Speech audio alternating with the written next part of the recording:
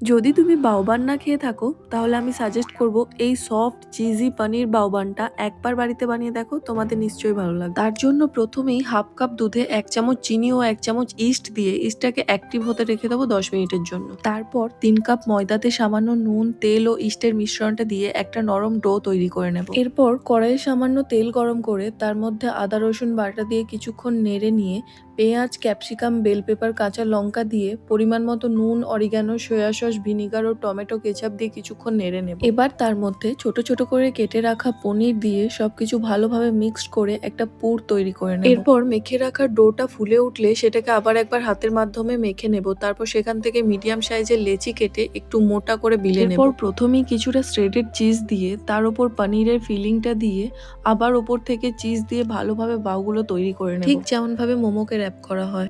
এইবার বানগুলোকে বাটার পেপারে রেখে স্টিম করে নিলেই রেডি হয়ে যাবে চিজি পনির বাউ।